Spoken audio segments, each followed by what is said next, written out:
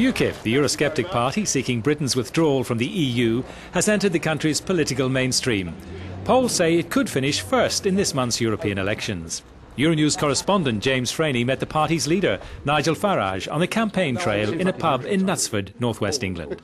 He asked Farage about his tough stance on immigration, as well as UKIP's controversial election posters, and why he has signed up for a second European Parliament pension if he wants to abolish EU spending.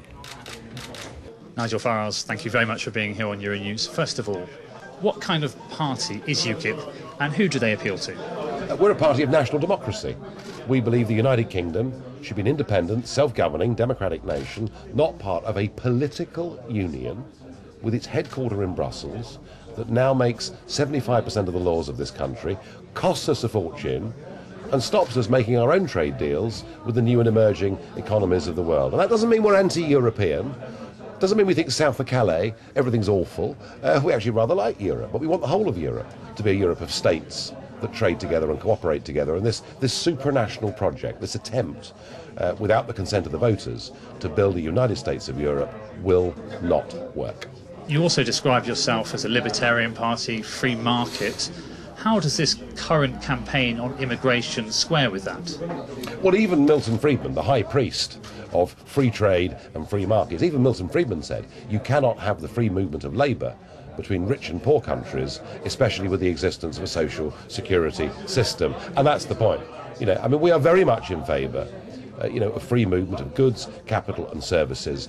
And we don't want that to be constrained just to the EU. We'd like to see Britain doing more of that globally, and certainly the English-speaking countries of the world, the Commonwealth countries, would be very, very good places for us to make a start on that. But we need to have a responsible management of the labour market. And what we've done is we've flooded the unskilled labour market and the semi-skilled labour market in Britain with migrant labour. If you want to be completely ruthless about it, if I was the boss of a big business, I want to keep my wage bills low. I mean, do you really think all these businesses that you say support your party would pay more simply to have a British worker on their books? Well, I think, there is no question that big money, the big multinational industries have benefited from this. The downside is that as a country, we have to educate their children. We have to provide accident and emergency facilities for them in our hospitals, and we finish up with a large number of our own people unemployed and being paid for by the state. So overall, whilst the big boss may be a beneficiary, overall we're not benefiting from this. But surely, if you're a true free market libertarian, you'd say that it's the invisible hand that should guide who comes into our country. Well, there are some things in life that matter more than money, and community, cohesion of community matter more. And actually, it should be the job of a British government to put the interests of British people first. And millions of British families have been seriously affected by the fact that we now have an open door to 485 million people from Europe. How many is too many? Because 209,000 EU migrants settled in the UK to the end of September last year. How much would you like to see that cut by? Radically. How much? Radically. I would like that. Half? I would like no. We would like that down to the low tens of thousands. 30,000? 50,000? What we had from 1950 until Blair came to power, we had net migration into Britain running at 30 to 50,000 a year. We did that for 50 years. It was something we were relatively comfortable with. We've changed that to something that is now net 2 to 250,000 people a year, gross 500,000 people a year. I don't want to stop immigration. But I want us to have control over the cap? Quantity and quality. What's the number that the magic UKIP number? Well, let's work that out. Once we've an election now. The election now is between us and three parties who deny there is free access to nearly 500 million people. That's the battle we've got to win first. At the moment, there is no cap. You have no number that you would be put on it? There is no cap at the moment that is worthy of its name. We have no control over the numbers of people coming into Britain. And my big concern is that things in the Mediterranean Eurozone are getting so bad that we may well see another huge migratory wave of people, and there's nothing we can do about it. So let's get back control first, and let's have an Australian-style system, a points-based system, where we control not just the numbers that come, but also the quality too. I spoke to an official at the World Bank this morning, and they are telling Australia they need to open up their doors. There's a real shortage of unskilled labour.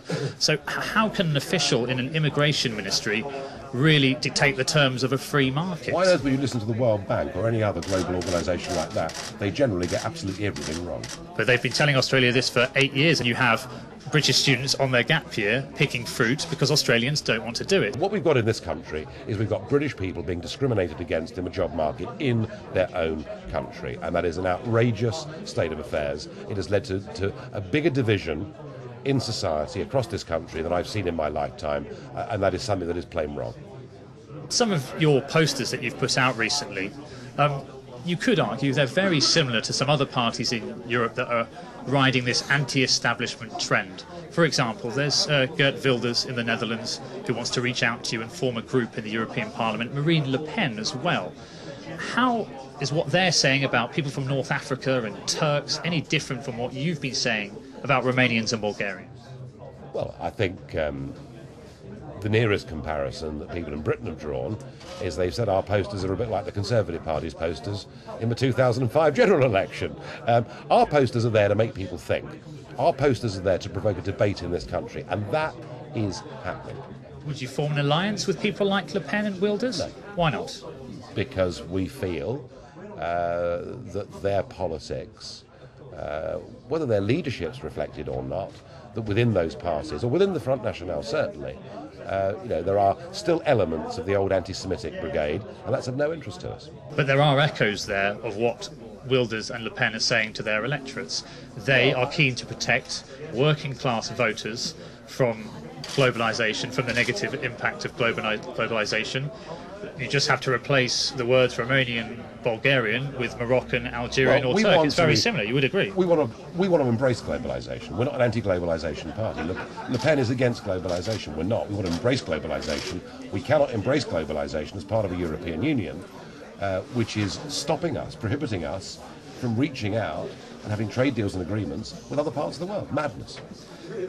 Just my final question. You want to cut back on EU spending. Why have you got this secondary voluntary pension with the European Parliament? Why did you sign up for that if you're so keen on cutting back EU spending?